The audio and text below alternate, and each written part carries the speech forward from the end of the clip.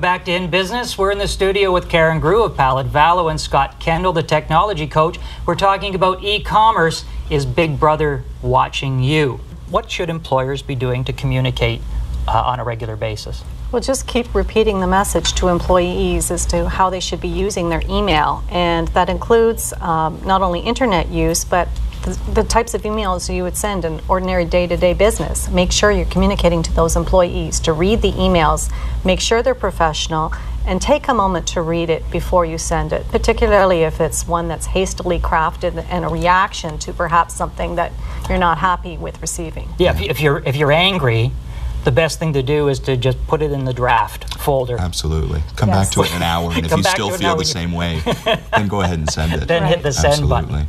And Scott, you were talking about some other websites. Just give us a rundown of some of the websites. The kinds of websites that employees will visit during their work hours that they may deem to be more acceptable. But ones like, say, job hunting websites or online poker, or even just reading the newspaper.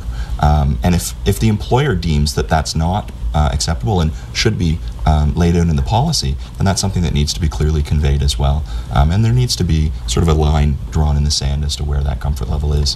How does an employer possibly cover every single website topic that employees can go to? Is there a catch-all phrase, Karen, legally? Is there a catch-all phrase that we can use? They'll put you on the spot.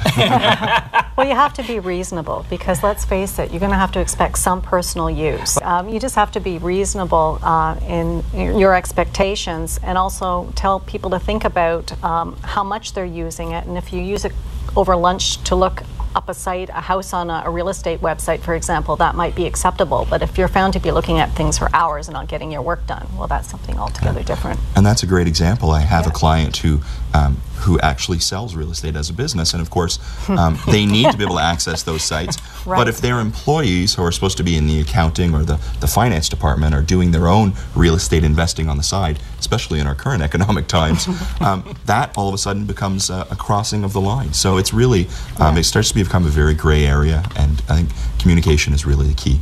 That's true. And Scott, what should clients be calling you about with respect to e-commerce? A lot of the time, the types of calls I get are regarding software implementations for monitoring software.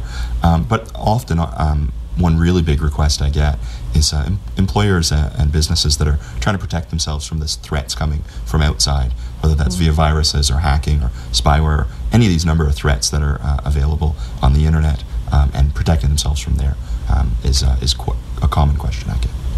We've got about 30 seconds to go before our time together is over. Scott, final comments on e-commerce? I think it's really key to keep in mind that it's an old saying that anything you send via email is like sending it through the mail on a postcard, in that it's open to just about any channel in between. So you're putting something in writing, make sure it's what you really want to say. That's great. All good advice. Thanks for joining us on In Business. Our show is pre-taped tonight, so if you have a question, remember to send them directly to Scott Kendall from the Technology Coach.